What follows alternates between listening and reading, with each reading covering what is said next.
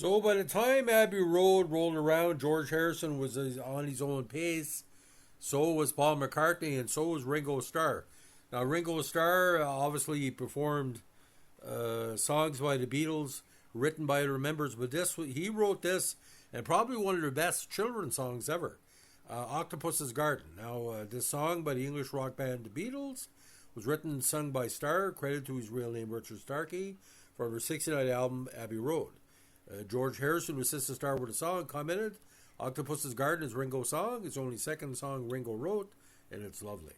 He added that the song gets very deep in the listener's consciousness because it's so peaceful. I suppose Ringo was writing cosmic songs these days without even realizing it. It was the last song released by the Beatles featuring Starr on the lead vocals.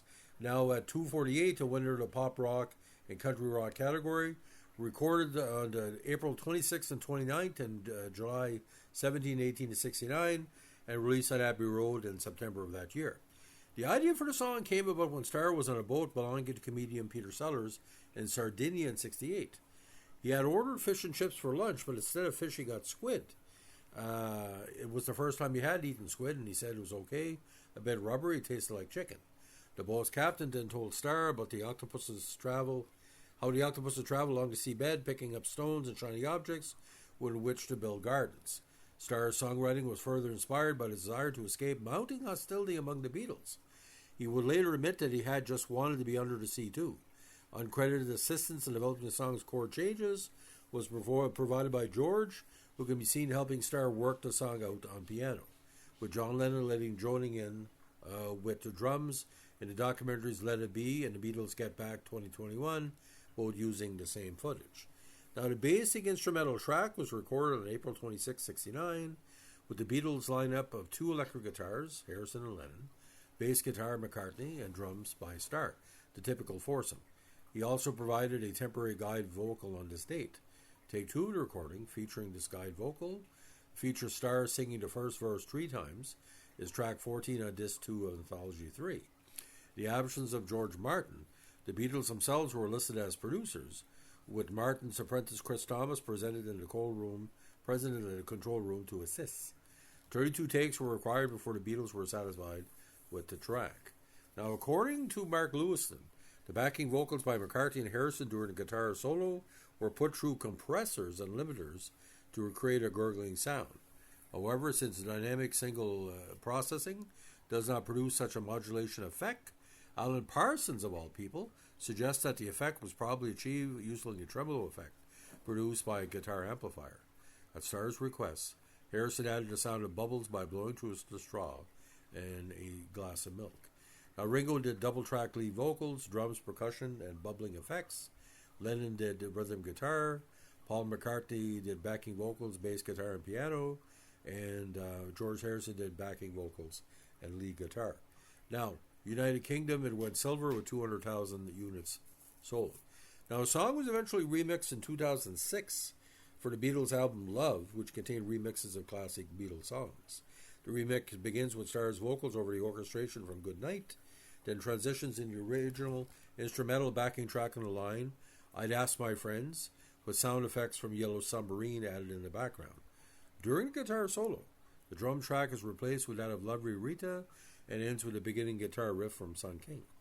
Now, Jim Henson's Muppets made 3 video cover versions of the song on Sesame Street, episode 19 of '69, The Ed Sullivan Show in March 1970, and The Muppet Show episode 312 in '78, which was performed by Kermit the Frog, his nephew Robin, and of course, that diva, Miss Piggy.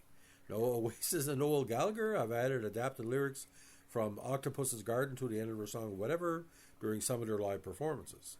The phrase "I like to be under the sea" is in the refrain of one of Oasis' more popular B-sides, Take Me Away. Also, the refrain from the chorus of Octopus's Garden can be heard about 40 seconds from the end of the Master Plan, also by Oasis. Now, Octopus's Garden, ladies and gentlemen, again, a very dynamic song. But what we're going to do today, we're going to look at the lyrics. And this was not, say, a precursor to Sesame Street, but Sesame Street, I think, was around for a year. But this is children's pop and rock together, and shows Ringo's love of the genre. And it goes like this. I'd like to be under the sea in an octopus's garden in the shade. He'd let us in, knows where we've been. He's octopus's garden in the shade. I'd ask my friends to come and see an octopus's garden with me. I'd like to be under the sea in an octopus's garden in the shade. We would be warm below the storm in our little hideaway beneath the waves, resting our head on a seabed in an octopus's garden near a cave. We would sing and dance around because we know we can't be found. I'd like to be under the sea in an octopus's garden in the shade. Great, great, great. That beautiful, sensational fab. Isn't that great? We would shout and swim about the coral that lies beneath the waves, lies beneath the ocean waves. Oh, what joy for every girl and boy, knowing they're happy and they're safe. Happy and they're safe. We would be so happy, you and me, no one dare to tell us what to do. I'd like to be under the sea in an octopus's garden with you, in an octopus's garden with you, in an octopus's garden with you. Sounds like a lullaby, doesn't it? Which is quite amazing because, Ringo did that song Good Night on the White Album. So Octopus's Garden, again, part of Abbey Road, and we're going to talk about their 11th studio album. Abbey Road, just to remind everybody, the cuts on the album, they put it in such a prominence on the album that it came in between songs by McCartney and Lennon.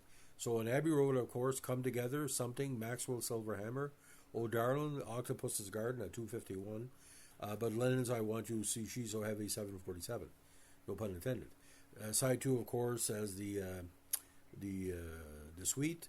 Here Comes the Sun, Because, You Never Give Me Your Money, Sun King, Mean Mr. Mustard, Polythene Pam, Lennon's Unfinished Song, She Came In Through the Bathroom Window, Golden Slumbers, Carry That Weight, The End, and Her Majesty, which is a hidden track because now the Her Majesty appears as a hidden track after the end, after 14 seconds of silence.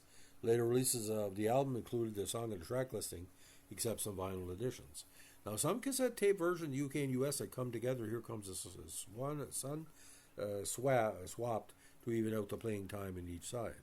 And on this one, of course, there was John Lennon, Paul McCartney, George Harrison, Ringo Starr. Additional musicians, of course, were George Martin and Billy Preston.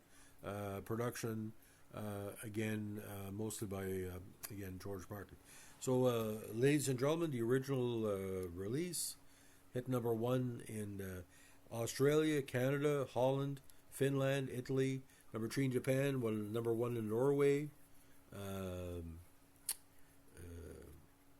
number 1 in Sweden, number 1 in Spain, number 1 in UK, number 1 in the US, and number 1 in West Germany, so only Japan. So number 1 across the board, and again, their last studio album. So Octopus's Garden, ladies and gentlemen, if you have a young child in your family, you've never heard the song, and it's like the cleanest Beatles song you ever have, and it basically said, let's just get away under the sea.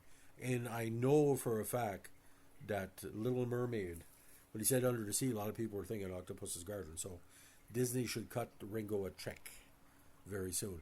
So if you like what we're doing, go behind the tracks. Let us know. Like, comment, subscribe, or share.